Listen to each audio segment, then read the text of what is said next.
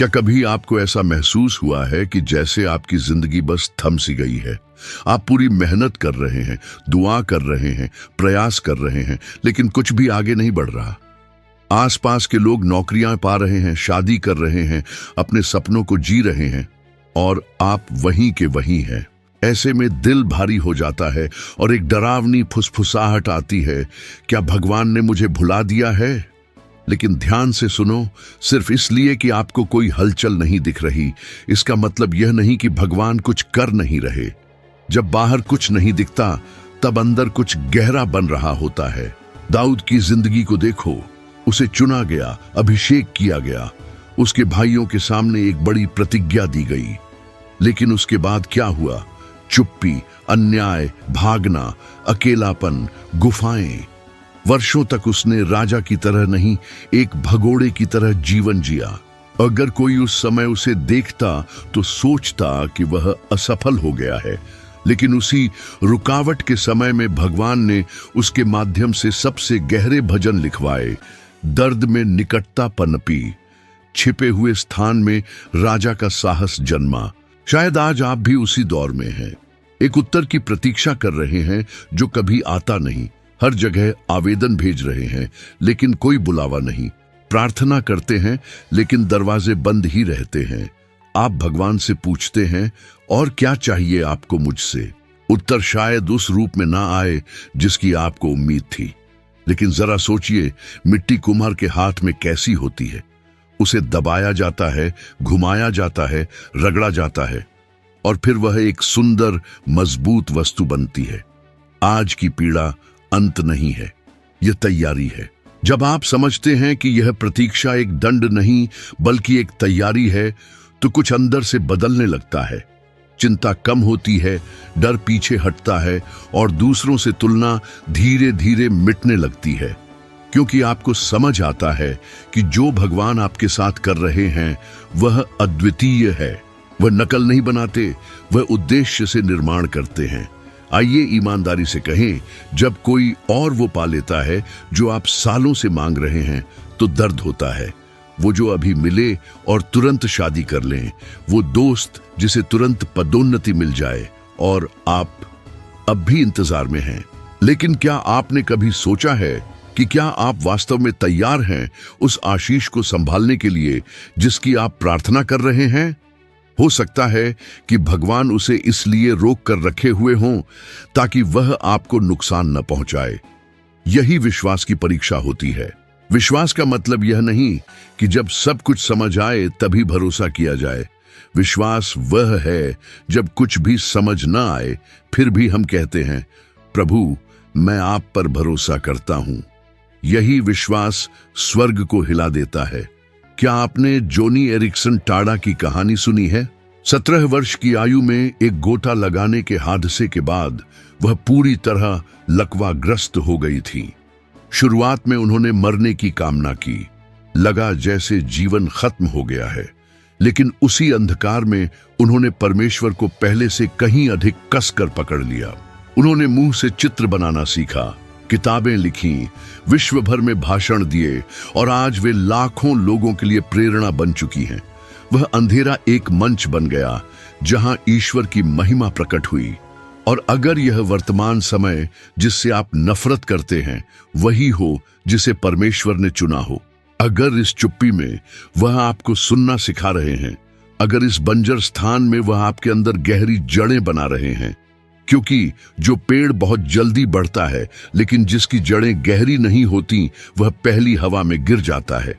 जरा सोचिए, आपने कितनी बार सोचा कि आप नहीं सह पाएंगे, और फिर भी आप टिके रहे। आपने वह सब सहा जो आपको तोड़ सकता था। ईश्वर ने आपको थामा और वह आगे भी थामे रहेंगे। यह प्रतीक्षा, यह चुप्पी इस बात का संकेत है कि वह अभी भी कार्य कर रहे हैं। और यदि आज आप थक चुके हैं तो बस इतना कहिए, भगवान मुझे समझ नहीं आता पर मैं भरोसा करता हूं। और वह विश्वास जो आंसुओं के साथ बोला गया, दरवाजे खोलेगा जिनका अस्तित्व भी आपने न सोचा हो। आपकी कहानी यहां समाप्त नहीं होती, यह तो बस शुरुआत है। आज का सन्नाटा कल की गवाही बनेगा। कितनी बार आपने सोचा कि सब कुछ खत्म हो गया है, लेकिन फिर भी आप आगे बढ़े। ये खुद इस बात का प्रमाण है कि भगवान ने आपको कभी नहीं छोड़ा और वह अब भी आपकी कहानी लिख रहे हैं, भले ही आपको वह कलम दिखाई न दे। हो सकता है कि आज आप शावर में रो रहे हों, गले में भारीपन के साथ सोते हों, काम पर झूठी मुस्कान पहने हों और अपने दर्द को खुद से भी छिपा रहे हों, लेकिन परमेश्वर सब कुछ देख रहे हैं। वह आपकी आवाज सुनते हैं और तब भी काम कर रहे होते हैं जब आप कुछ महसूस नहीं करते। वह हमारे समय अनुसार नहीं बल्कि अपने संपूर्ण और सही समय अनुसार कार्य करते हैं, और जब उनका वह समय आएगा तब कोई भी चीज उस आशीर्वाद को रोक नहीं सकती जो उन्होंने आपके लिए तैयार किया है। इसलिए उनकी चुप्पी को अनुपस्थिति मत समझिए, प्रतीक्षा को भुला देने से मत जोड़िए। ईश्वर एक ऐसी कहानी लिख रहे हैं जो आपकी कल्पना से कहीं बड़ी है, और यह कठिन अध्याय अंत नहीं है बल्कि वह हिस्सा है जहां आप अपनी आंतरिक शक्ति को पहचानते हैं। ये वह क्षण है जहां आप आंखें बंद कर भी विश्वास करना सीखते हैं और समझते हैं कि आप कभी अकेले नहीं थे। इसलिए अभी हार मानना विकल्प नहीं है, क्योंकि जब परमेश्वर इस अध्याय को समाप्त करेंगे तो हर चीज का अर्थ स्पष्ट हो जाएगा। आप पीछे मुड़कर देखेंगे और आंसुओं के साथ कहेंगे, अब समझ में आया, भगवान ने मुझे कभी छोड़ा ही नहीं था, वो बस मुझे तैयार कर रहे थे। क्या आपने कभी शीशे में खुद को देखकर शर्म महसूस की है?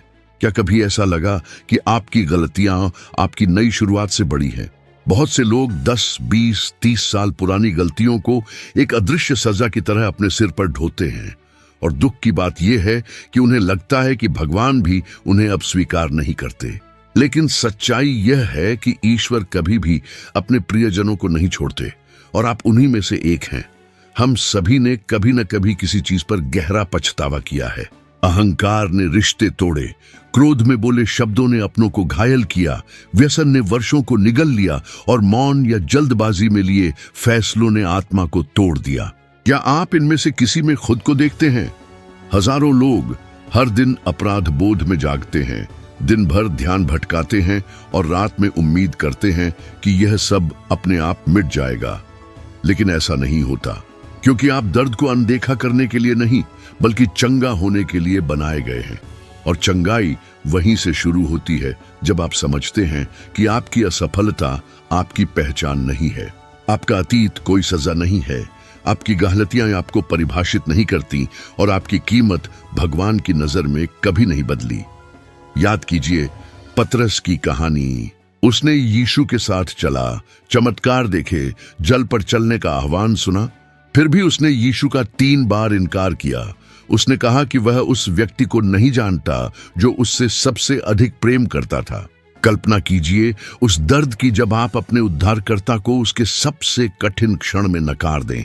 लेकिन जब यीशु पुनरुत्थित हुए तो वह पतरस को खोजने आए।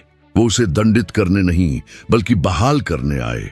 उन्होंने उसकी आंखों में देखा और 3 बार पूछा, क्या तू मुझसे प्रेम करता है? जितनी बार पतरस ने उन्हें नकारा, उतनी ही बार यह प्रश्न दोहराया गया। फिर यीशु ने पतरस को अपनी भेड़ों की देखभाल का कार्य सौंपा, उस पर भरोसा किया जिसने उन्हें अस्वीकार किया था। इसका अर्थ है कि ईश्वर पूर्णता नहीं बल्कि टूटे हुए दिल को ढूंढते हैं। शायद आज आप भी उस रात के पतरस जैसे महसूस कर रहे हों, आंखों में आंसू, दिल में पछतावा, आत्मा में यह भावना कि आप अब कुछ पाने के योग्य नहीं हैं। लेकिन यीशु वहीं खड़े हैं आपकी हार की दहलीज पर और प्रेम से पूछते हैं, क्या तुम अब भी मुझसे प्रेम करते हो? वह आपका न्याय करने नहीं बल्कि आपको पुनः उठाने आए हैं। अगर तुम्हारा जवाब हां है तो इसका मतलब है कि कहानी अभी खत्म नहीं हुई, अभी रास्ता बाकी है, योजनाएं जिंदा हैं और परमेश्वर अभी भी तुम्हारे जीवन को आकार दे रहे हैं। हम एक ऐसे समाज में रहते हैं जो जल्दी निर्णय लेता है, एक गलती और लोग तुम्हें कमजोर, गैर जिम्मेदार और असफल मान लेते हैं। लेकिन परमेश्वर इस तरह नहीं देखते। वे तुम्हारे सबसे बुरे पल से प्रभावित नहीं होते, वे तुम्हारे दिल को देखते हैं, और जहां दुनिया अंत देखती है वहीं वह एक नई शुरुआत की योजना बनाते हैं। अपने जीवन के बारे में सोचो, कितनी बार तुमने बदलने की कोशिश की, वादा किया कि अब सब कुछ अलग होगा, फिर भी पुरानी गलतियों में लौट आए। इसका मतलब यह नहीं कि तुम असफल हो, इसका अर्थ यह है कि तुम संघर्ष कर रहे हो, और यह संघर्ष इवन अगर शांत है, साबित करता है कि परमेश्वर अब भी तुम्हारे अंदर काम कर रहे हैं। अगर तुम ये बात सुन रहे हो तो इसका मतलब है कि वह तुम्हें आज भी छू रहे हैं, पुकार रहे हैं और तुम्हें वापस अपने प्रेम में बुला रहे हैं। एक कहावत है, टूटा हुआ बर्तन फिर से जोड़ा जा सकता है लेकिन वैसा नहीं रहेगा।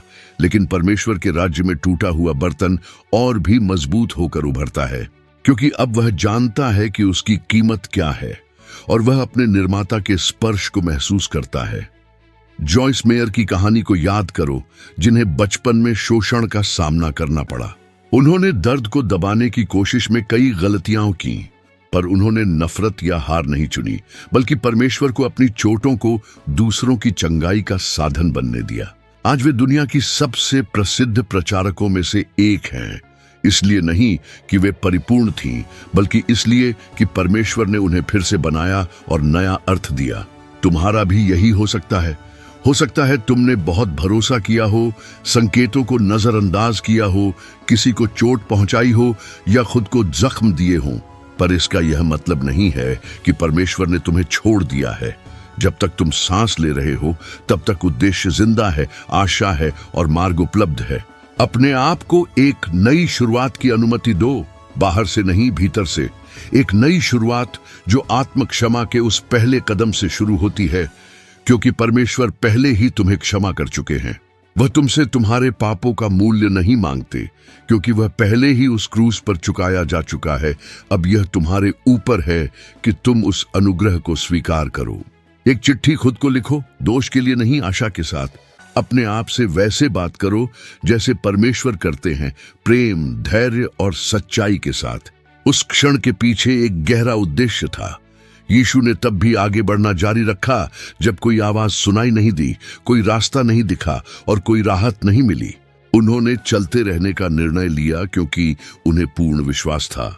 हाँ, यह कठिन है जब आप दिशा मांगते हैं और अंधकार ही अंधकार रहता है, जब आप उत्तर चाहते हैं और भी अधिक प्रश्न सामने आते हैं। पर क्या यह संभव है कि ईश्वर की चुप्पी आपको बिना देखे भरोसा करना सिखा रही हो? या वह आपको उस गहराई में ले जा रहे हैं जहां विश्वास संकेतों पर नहीं, बल्कि इस यकीन पर आधारित होता है कि वह आपके साथ हैं, भले ही वह मौन हो। इसी मौन में आपका विश्वास शुद्ध किया जा रहा है। बाइबल में अनेक स्थानों पर सबसे बड़े चमत्कार तब हुए जब ईश्वर कुछ समय तक शांत रहे। इज़राइल की प्रजा ने पुराने और नए नियम के बीच 400 वर्षों तक कोई भविष्यवाणी, कोई संदेश, कोई निर्देश नहीं सुना।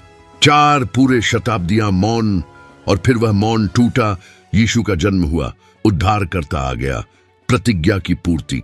वह प्रतीक्षा व्यर्थ नहीं थी, वह तैयारी थी। शायद आप भी अभी उसी स्थान पर हैं, प्रार्थना और उत्तर के बीच, दर्द और उद्देश्य के बीच। यह एक रेगिस्तान जैसा लगता है, खालीपन जैसा, लेकिन यह एक ऐसी भूमि है जहां आपकी आत्मा की जड़ें गहरी हो रही हैं, भले ही फल अब भी न दिखें। उन दिनों को याद कीजिए जब आपको लगा था कि आप एक और दिन नहीं झेल सकते, फिर भी आपने किया। उन पलों को याद कीजिए जब सब खोया हुआ लग रहा था, लेकिन आपने हार नहीं मानी। यह प्रमाण है कि ईश्वर ने मौन रहते हुए भी आपको थामा। जब आप उन्हें महसूस नहीं कर पाए, तब भी वे आपके पास थे, आपकी सांसों में, आपकी अदृश्य शक्ति में। ईश्वर हमारे समय के अनुसार उत्तर नहीं देते, क्योंकि वह केवल हमारी परिस्थितियां नहीं बदलना चाहते, वह हमारे भीतर कुछ नया बनाना चाहते हैं। वह जानते हैं वह सही क्षण कब होगा, जब आप न केवल चमत्कार प्राप्त करने के लिए तैयार होंगे, बल्कि उसे समझने और संभालने के लिए भी तैयार होंगे। क्या आप कॉरी टेन बूम की कहानी जानते हैं? उनके परिवार ने होलोकॉस्ट के दौरान यहूदियों को बचाया, जिसके लिए उन्हें जेल और फिर शिविर में डाला गया। वहां दर्द, मृत्यु और अन्याय के बीच उन्हें लगा कि ईश्वर ने उन्हें छोड़ दिया है, पर वहीं पर उन्होंने एक ऐसा विश्वास पाया जो शांति के समय कभी नहीं मिलता। उन्होंने कहा, अपने अनजाने भविष्य को एक ज्ञात परमेश्वर को सौंपने से कभी न डरें। मौन में भी उन्होंने भरोसा किया। उनकी कहानी आज भी लोगों को प्रेरणा देती है। और आप, क्या आप मौन से रुक जाएंगे या गहराई तक जाएंगे? क्योंकि अभी कुछ अदृश्य लेकिन अनंत आकार ले रहा है। मौन आपको उस विश्वास की ओर ले जा सकता है जिसे आपने पहले कभी अनुभव नहीं किया। यह आपको इतना मजबूत बना सकता है कि जब सब कुछ डगमगाए आप अडिग रहें। एक अभ्यास कीजिए, अगले 7 दिन तक हर दिन एक तय समय पर 5 मिनट का मौन रखिए। कुछ मांगिए नहीं, कुछ शिकायत मत कीजिए, बस ईश्वर के साथ रहिए। गहरी सांस लें, महसूस कीजिए, और जब नकारात्मक विचार आए खुद से कहें, ईश्वर यहां है, मौन में भी वह मेरे साथ है। आप जानेंगे कि आप उतने अकेले नहीं थे जितना आपने सोचा था, क्योंकि अक्सर ईश्वर का मौन किसी महान कार्य की भूमिका होता है। वह आपको सिखा रहे हैं कि उत्तर न मिलने पर भी विश्वास करना कैसा होता है, कि उनकी उपस्थिति शब्दों से नहीं प्रेम से जानी जाती है, और वह प्रेम कभी नहीं हटता, भले ही आपकी आत्मा एक संकेत के लिए पुकार रही हो। आप अनदेखे नहीं हैं, आप गढ़े जा रहे हैं। जब यह समय बीतेगा आप समझेंगे कि मौन के इन पलों में ईश्वर ने आपके भीतर सबसे अधिक काम किया। वह समय जहां लगता था कि सब टूट रहा है, वही निर्माण का आरंभ था। जब सब कुछ दर्द देता है तब उम्मीद एक दूर की कल्पना जैसी लगती है। क्या आपने कभी ऐसा महसूस किया है? क्या कभी लगा है कि शायद आप जीतने के लिए नहीं बने हैं, कि विश्वास आपके लिए नहीं है? अगर हां, तो ध्यान से सुनिए, आप जीत से कहीं अधिक निकट हैं जितना आप सोचते हैं, और यही कारण है कि अभी सब कुछ इतना कठिन लगता है। सूरज उगने से पहले अंधेरा सबसे गहरा होता है, फूल खिलने से पहले बीज मिट्टी में मरता है, पुनर्जन्म से पहले शोक आता है। दर्द अंत नहीं है, बल्कि एक नए आरंभ की घोषणा है। शायद आप थक चुके हैं, क्योंकि आप उस उत्तर के एक कदम पास हैं जिसके लिए आपने वर्षों तक ईश्वर से प्रार्थना की थी। जो अंत जैसा लगता है वह शायद केवल एक विराम हो, जो टूटन लगती है वह एक नींव भी हो सकती है। सबसे कठिन लड़ाई अक्सर सबसे बड़ी जीत से पहले आती है।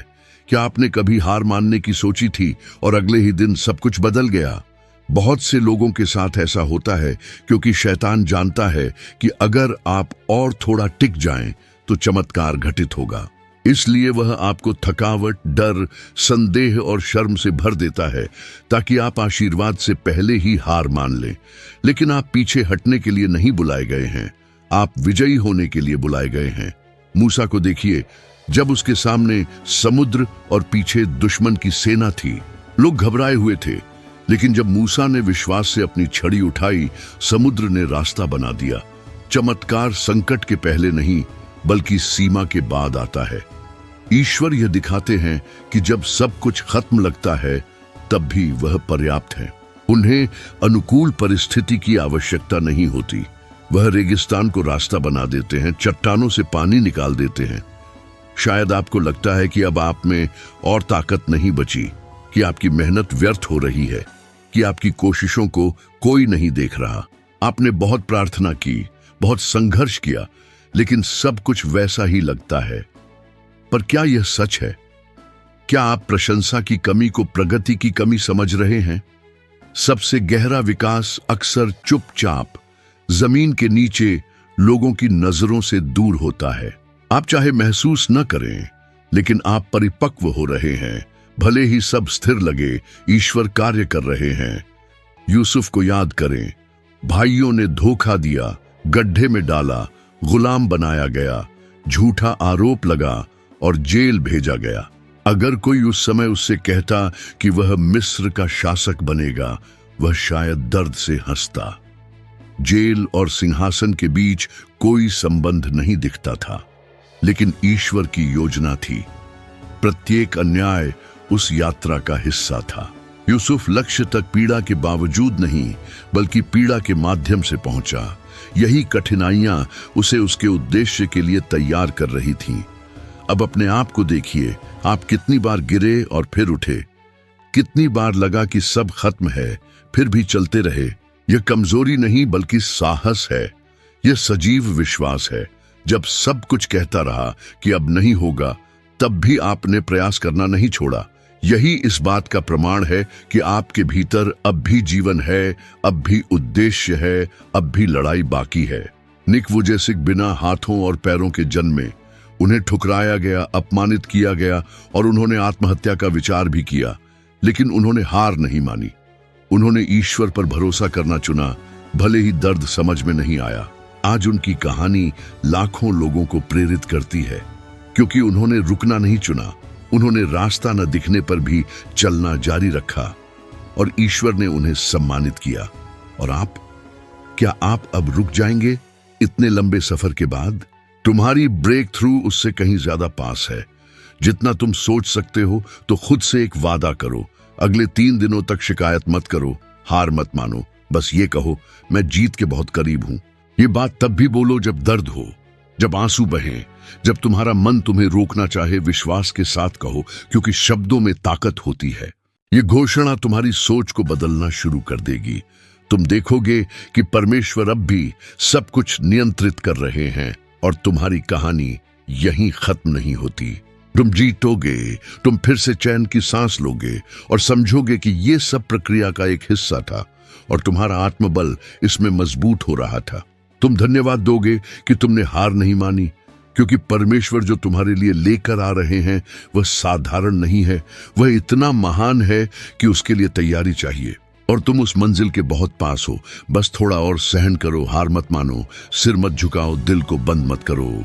गहरी सांस लो, आंखें ऊपर उठाओ और आगे बढ़ते रहो। तुम्हारी जीत तुम्हारे सामने है और हर आंसू, हर दर्द, हर चुप्पी इसके लायक है। और जब वह दिन आएगा, तुम ये नहीं कहोगे कि मैं अपनी ताकत से जीता, बल्कि कहोगे मैं इसलिए जीता क्योंकि परमेश्वर ने मुझे थामा जब मैं टूट रहा था। शायद अभी तुम्हारा दिल भारी है, एक दर्द और आशा का मिश्रण भीतर चल रहा है। शायद तुम रोने को रोकने की कोशिश कर रहे हो या आंसू बह रहे हैं। कोई बात नहीं, जो तुम महसूस कर रहे हो वह सच्चा है। ये तुम्हारी आत्मा है जो पहचान रही है कि तुम कभी अकेले नहीं थे। तुमने वह सब झेला है जो बहुत से लोग कल्पना भी नहीं कर सकते। तुमने रोना चाहा लेकिन खुद को रोके रखा, अपनों की चिंता न हो इसलिए मुस्कुराए। और फिर भी इतनी सारी वजह होते हुए भी रुकने की तुम नहीं रुके, तुम चलते रहे और आज तुम यहां हो। ये सब कुछ कह देता है। शायद किसी ने तुमसे ये बात कभी नहीं कही, तो सुनो, मैं कहता हूं, मैं तुम्हारी सराहना करता हूं उस साहस के लिए जो तुमने दिखाया, उस दिल के लिए जो चोट खाने के बाद भी प्यार में विश्वास करता है, उस विश्वास के लिए जो टूटा होने पर भी कहता है मैं अब भी मानता हूं। ये सुंदर है, ये पवित्र है। कोई फर्क नहीं पड़ता कि और लोग क्या कहते हैं, कोई फर्क नहीं पड़ता कितनी बार तुम्हें नजरअंदाज किया गया। स्वर्ग तुम्हारी पूरी कहानी जानता है और फिर भी परमेश्वर ने तुम्हें वैसा ही प्यार करना जारी रखा जैसे शुरुआत में किया था। उन्होंने कभी अपना मन नहीं बदला, उन्होंने तुम्हें नहीं छोड़ा और वे कभी छोड़ेंगे भी नहीं। तुम अदृश्य नहीं हो, तुम्हारी प्रार्थनाएं अनसुनी नहीं हुई, तुम्हारे आंसू बेकार नहीं गए। जब तुम अकेले चुपचाप रोए, परमेश्वर वहीं थे तुम्हारे पास। अगर तुम आज यह संदेश सुन रहे हो तो यह इस बात का संकेत है कि वह चाहते हैं कि तुम जानो कि तुम उन सपनों को जियोगे जो उन्होंने तुम्हारे भीतर बोए हैं। तुम शांति से मुस्कुराओगे, जिस शांति का तुम लंबे समय से इंतजार कर रहे थे। तुम पीछे मुड़कर देखोगे और जानोगे कि यह अंत नहीं बल्कि एक नई शुरुआत थी। तुम फिर से खड़े होगे, फिर से प्रेम करोगे, फिर से भरोसा करोगे और खुद को उसी दृष्टि से देखोगे जिससे तुम्हारे सृष्टिकर्ता ने तुम्हें देखा।